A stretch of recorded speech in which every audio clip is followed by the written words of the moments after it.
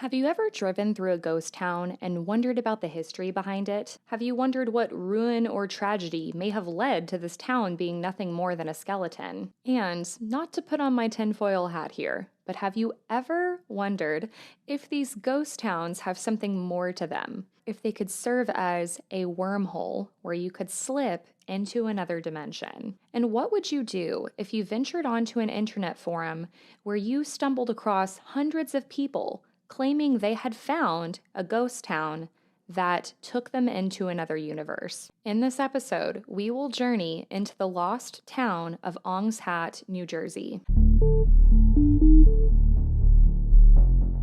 You are listening to Perplexity.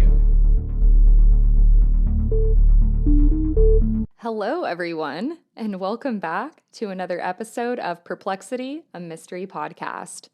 As always, I am your host, Kadra, and if you are new here, welcome. I tell tales every single week that have perplexed me. So if you love a good mystery that leaves you wanting more, you're in the right place, and be sure to follow along. And if you are a returning listener, welcome back. So happy you're here. If you're watching on YouTube, you can see my hair is still wet from the shower. It's been a day. Just recorded a Patreon episode too. So I have a great story for you guys today. It's very interesting. Basically, I was researching ghost towns. I thought it would be cool to just tell about the history and lore about a ghost town, maybe find some paranormal stuff about it. And then I stumbled across this story of Ong's Hat, New Jersey. We will get into that in just a minute. I do want to issue just a quick trigger warning for today's episode, as this podcast is not for children, so listener discretion is advised. And as always, all of the sources that were used for today's episode will be down in the show notes. So if one takes the turnpike to exit 4, and follows Route 70 east, they will come to Route 72 at 4 Mile Circle. Taking a hard left will lead the traveler to Ong's Hat, or a trail that some say leads to a mysterious portal to another dimension. Ong's Hat, also known as Ong, is a small ghost town in Pemberton Township, New Jersey. They have a very colorful past dating back to the 1700s. The area is heavily wooded, and it's located in the Pine Barrens. The Pine Barrens is a plethora of deserted villages and forest. It's been abandoned for decades. Some even say it's been abandoned for centuries. There's almost no one there. The forest is more than 1 million acres, and it sprawls across the southern part of New Jersey. While it's thick with pines, oaks, wildlife, and carnivorous plants, it's called the barrens because of the soil. The soil is very acidic and sandy, so these grounds prevented early settlers from cultivating crops there. And if the Pine Barrens sound familiar to you, it may be because you're a fan of the infamous show The Sopranos. In The Sopranos episode, they hide a lot of their bodies here because it's such a thick and deserted area. A lot of people also say once you go in, you'll never come out. You also may know the Pine Barrens because of the infamous cryptid, the Jersey Devil.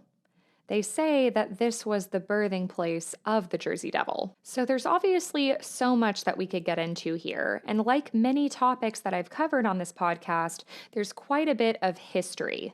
And with history comes lore. So just know that everything I'm about to tell you about Ong's Hat, New Jersey, it's kind of like the game of telephone. There are a lot of different variations and legends to all of this. So if you're familiar with this legend and it doesn't sound exactly like the one that you've heard, that's why. This is just from the sources that I found, and then I tried to compile all of it into a cohesive story. So some say that the town of Ong's Hat may have once been named Ong's Hut, referring to an overnight shelter or tavern that was built by a local man named Ong, or Jacob Ong. Some people say he was a tavern keeper. But one of the most popular legends talks about how the town got the name Ong's Hat. The legend says Ong was a popular local known to woo women, so he was a bit of a ladies' man, a bit of a player, and he would dance with them at the town's one and only dance hall. Ong was well dressed, and he was known for his silk top hat. So one day, according to this legend, Mr. Ong is dancing and he's, getting all the ladies. He's flirting left and right when a jealous lover stormed in and I guess saw him flirting with these other women.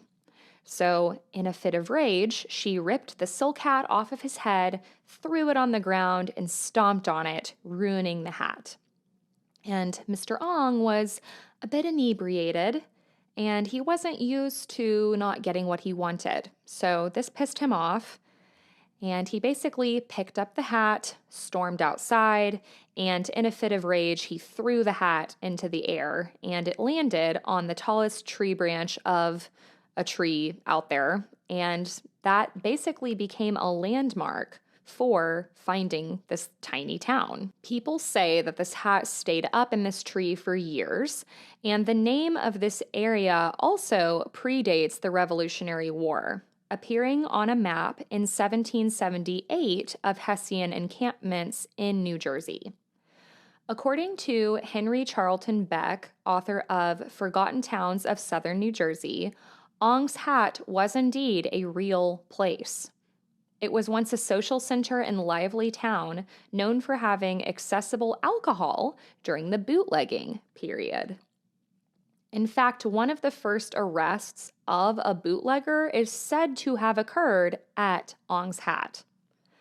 But by the time it was the early 20th century, only 7 residents remained in the town. A Polish couple, the Chiniskis, lived here among the 5 other locals. But, interestingly enough, the Chiniskis disappeared. Years later, hunters would come across a female skeleton at Ong's Hat, which police speculated must have been the body of Mrs. Chiniski. Mr. Chiniski was tracked down in New York, but police couldn't tie him to his wife's disappearance and death. The case remains unsolved today. The death of Mrs. Chiniski is a symbol of what happened to this town. The once lively and thriving place of Ong's Hat was now nothing more than a skeleton. By the time it was 1936, the town was completely abandoned. Though Ong's Hat continued to appear on some maps all the way up to the year 2006. It seemed that the small town of Ong's Hat was no more, dead and gone. But in the 1980s, Ong's Hat would become the backdrop for a series of allegedly fictional conspiracy theory-themed stories. The stories would originate in Joseph Matheny's book, The Incunabula Papers, Ong's Hat, and Other Gateways to New Dimensions. Now, I want to preface this by saying this is where this story gets very muddy and confusing. We're gonna get into the writings of this guy, Joseph Matheny. Also, that's not to be confused with Joseph Metheny, who is a convicted rapist and serial killer. You've probably seen pictures of him on the internet before. He is disgusting and awful, and that's for a whole other episode. This is Joseph Matheny. So people who have read Matheny's book have pretty split opinions on it. Some people say that it's nothing more than a work of fiction, while others allege that it hints at a government cover-up. Matheny himself has said, quote, "The split between who believes the book is fiction versus nonfiction is pretty even," end quote. He's also never clarified whether he intended the work to be fact or fiction. So, let's get into the plot of the book and Matheny's history. So in this book, Matheny tells the story of a group of white jazz musicians and poets who founded the Moorish Orthodox Church of America in the 1950s. This group would travel the world, meet a lot of spiritual leaders and figureheads. And if you think about the time period leading up to this, this would have been, leading up to the New Age movement. One of the founding members of the Moorish Church of America was a man named Wally Fard. Fard would later, using all of his life savings, purchase around 200 acres in the New Jersey Pine Barrens in 1978. At this point, Fard had collected a group of followers, including a group of runaways from Paramus, which is a town in New Jersey, along with 2 lesbian anarchists. So this unlikely group started calling themselves the Moorish Science Ashram, which is pretty strange because it's like a group of white people, and they're saying that they have this ashram, but it's also a science ashram, and an ashram is like a holy place, so it's just very unorthodox. Fard felt that this group had a message, and he would later publish a series of newsletters called the Visionary Recitals, proclaiming his beliefs to the masses. Among people who would read and believe these newsletters were 2 former Princeton scientists who had radicalized and been fired, and this was Frank and Althea Dobbs. In this book, these characters, Frank and Althea, have a colorful past, to say the least. Frank and Althea were raised in Texas in a UFO-worshipping cult founded by their father. But in adulthood, the twins would grow up to become brilliant and unconventional scientists. They worked at Princeton for a while, but their recent dissertation on what they would call cognitive chaos basically resulted in them being laughed out of the room when they made their pitch. And they would end up leaving Princeton. Setting off on their own adventure, Frank and Althea Dobbs would join the Moorish Science Ashram with Wally Fard. Wally Fard would welcome them in, and it wasn't long before Frank and Althea would set up a laboratory in a trailer in Ong's Hat, New Jersey. They continued their research on cognitive chaos, and they called this the Institute of Chaos Studies. The research, without getting too complicated, basically involved tapping into the quote-unquote underused part of the brain, which in and of itself is debatable. But they said that by using this underused part of the brain, you could accomplish unimaginable things, including stopping aging and eradicating human disease. So according to Joseph Matheny in this book, within 3 years of their research, the twins would stumble upon a bizarre device that they would call the gate. And the gate was one of a series of devices that the scientists would later refer to as the egg.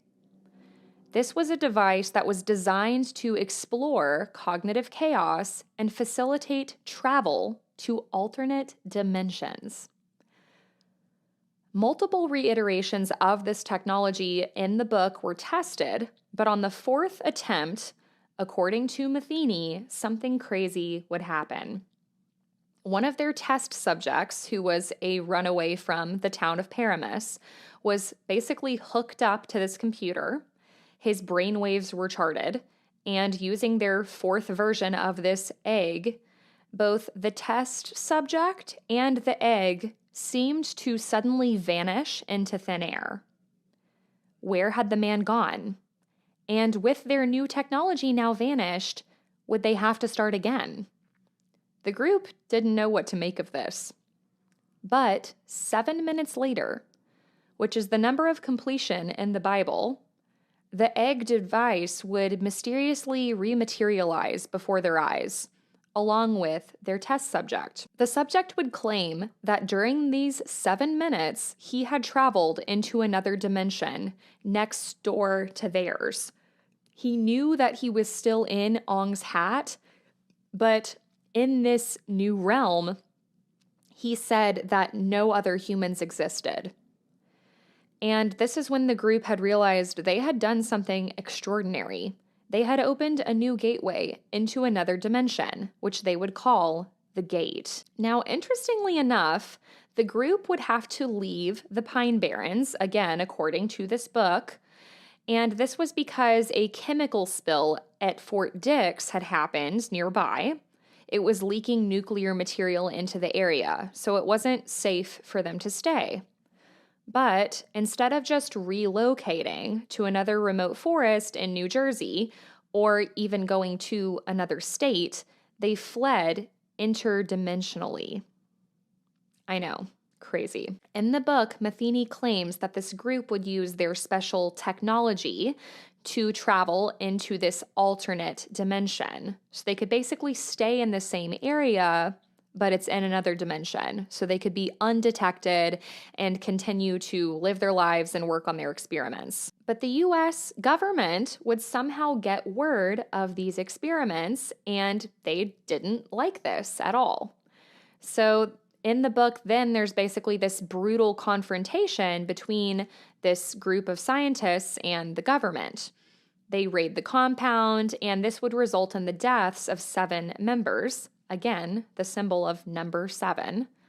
And the members were basically coming and going between this dimension and the new one that they discovered in the gate to kind of like go back and forth and get whatever supplies they needed. That is essentially the plot of the book, which is super fascinating.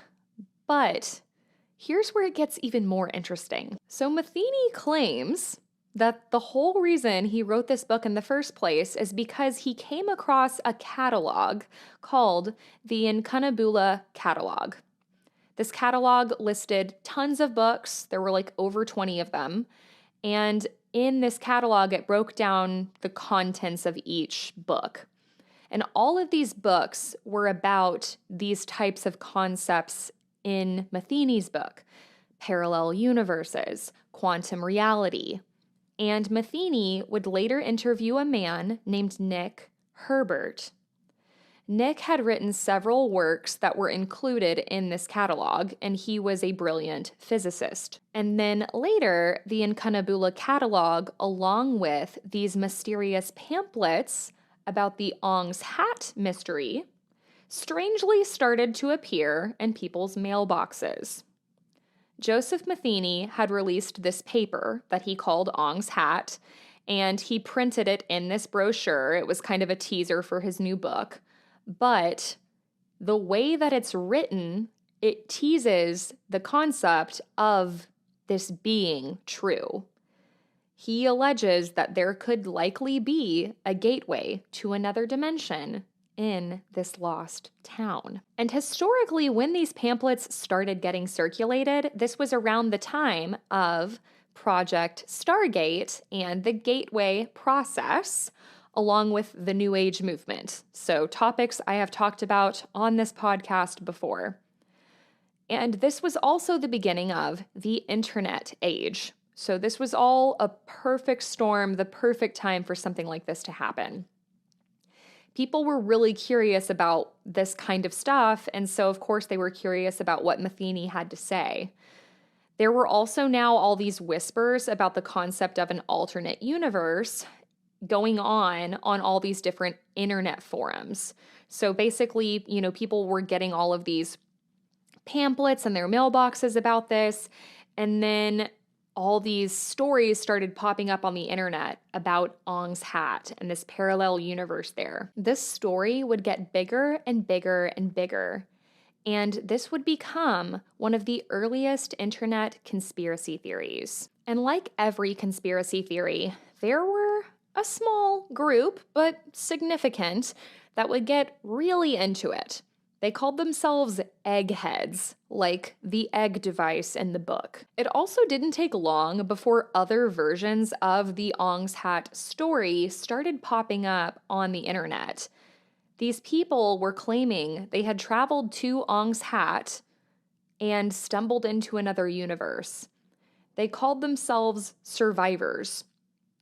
There were also people who had claimed to have grown up in the ashram and experienced the violent raid and were tasked with destroying the gate and the egg technology. Matheny even posted interviews with alleged survivors, and had set up email addresses where you could contact different people who had been to Ong's Hat. So people are getting more and more curious about if all of this could be true. They're like, okay, what is this? Is this real? What's the deal with Ong's Hat? And the pamphlet that everyone had gotten in their mailboxes, and it also started to circulate online, had also concluded with an invitation to find this lost town of Ong's Hat, New Jersey. But it did warn, quote, "You might discover that finding it is not so simple," end quote. And I mean, people love a challenge, right? And there's also those internet sleuths. This was kind of one of the earliest examples of an internet sleuth. People were very curious and had nothing but time. So people are like, okay, we know it's in the Pine Barrens. We're going to use all these clues and we're going to find this town. People started traveling to the Pine Barrens and it became like this intense scavenger hunt. People online also started claiming that even just reading about Ong's Hat was affecting them. People were having strange and vivid dreams, experiencing visual hallucinations, pretty disturbing stuff. With internet sleuths being sleuthers, they were also able to track down Matheny. They found his personal information, his address, and they started camping out in front of his home, demanding answers. This story was just getting bigger and bigger. It had taken on a life of its own, and Matheny couldn't take it anymore.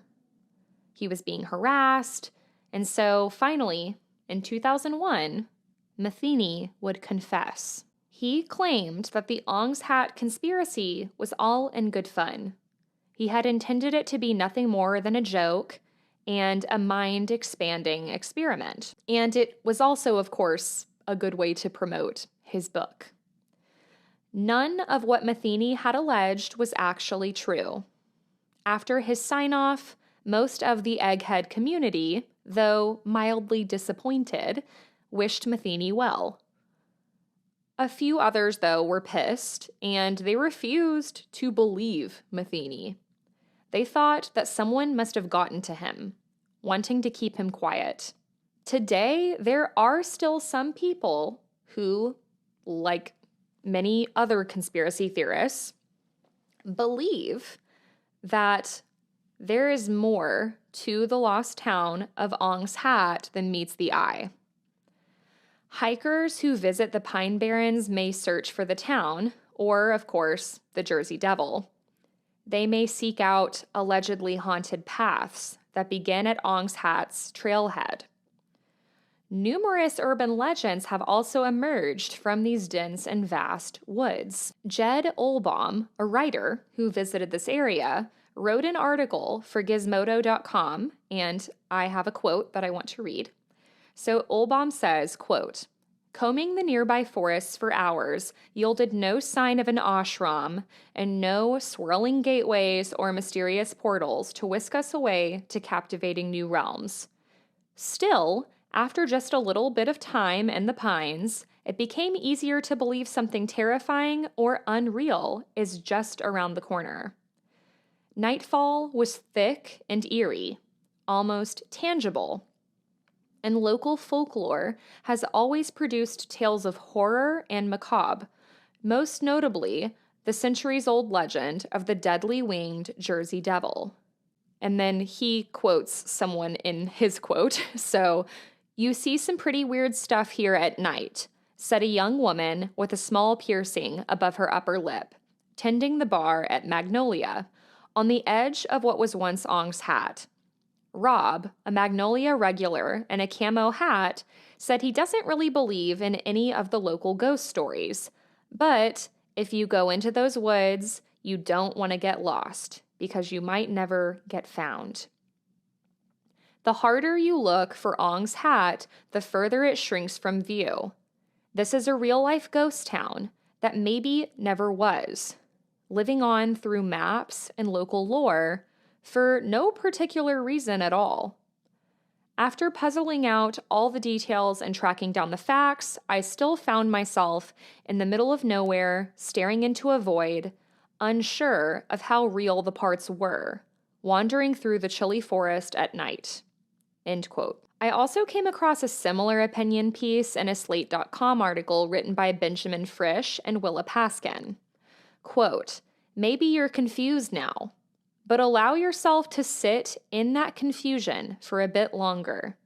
Because that sensation, when you're not quite sure when fact has ended and fiction has begun, that is the essence of the Ong's Hat legend. And the Ong's Hat legend is real in the sense that it's a real story that was relayed in a series of documents that first started appearing in 1989. Hitting the peak of its popularity on the internet between 1999 and 2001. It's a real story in the sense that those documents have now been downloaded 2 million times. It's a real story in the sense that it is still inspiring real people to go to the Pine Barrens, looking for Ong's Hat. It's a real story in the sense that it's captivated thousands of people who encountered it on the early internet and who didn't quite know what it was: a spiritual quest, a game, a cult, the truth. All they knew is that they wanted to find out." End quote. And I love that quote. I think it's such a great way to summarize this whole legend, because when I was researching it, I was so confused. I feel like part of me bought into it as I was reading about it, because some of the sources you come across, it's still like those early stories of the conspiracy on the internet that like present it to be true. And I was like, oh my gosh, could this be possible? And like, I'm not a conspiracy theorist, but it really got me thinking. And then like at the end, I found out that this was a scam. Or was it? You know, so there's some people who still think that this could be real or partially real, partially true. So to wrap things up, perhaps this is one of those stories where what makes it real is the fact that so many people believe it. And Ong's Hat, the Pine Barrens, I mean, come on, it's the perfect backdrop for a story like this. There are numerous ghost stories and legends that have come out of the Pine Barrens. Like I said, this was the birthplace of the Jersey Devil. And like I said with The Sopranos, this is like one of the most famous episodes of that show. All those murders and hiding the bodies that happened here. Or perhaps there is a shred of truth to this story. Maybe, just to put my tinfoil hat on for a second, Matheny was actually maybe onto something. And maybe he took it all back because he feared what would happen if he continued to expose the truth. But whatever the case, you can't deny that the story of the lost town of Ong's Hat, New Jersey, is certainly perplexing. And that, everybody, is the story of Ong's Hat and Joseph Matheny's writings, and one of the earliest internet-based conspiracy theories. So what do you guys think about this? I found this story so interesting. It has so many elements to it. And now I kind of want to read the book. If you guys are familiar with this story, or you've read the book, if you've been to Ong's Hat, let me know. I would love to hear your thoughts down in the comments below. If you are listening on a podcast platform, I know on Spotify too, you can leave a comment. Let me know what you thought of this episode, or you can always send me a DM on Instagram. I love to hear from you guys. And if you want to support the show, you can always join the Patreon, the Perplexed Society. I have some great exclusive bonus content on there. My friend Cassidy Liston from Drinking the Kool-Aid, we have some side stories on there. I'm also covering the Daughters of the Cult documentary right now, and there's 3 episodes out currently that you can listen to. You can also subscribe to the YouTube channel so that you can get new notifications and mysteries every week. Keep up with me. And of course, you can always leave reviews. I am doing a giveaway right now. If you want to win some free merch or have a chance to win some free merch, if you leave a 5-star review on Apple Podcasts, that gives you 4 entries into the giveaway. If you leave a 5-star review on Spotify, that also gives you 4 entries. You just need to screenshot those and send them to me on my Instagram, which is Perplexity Mystery Podcast.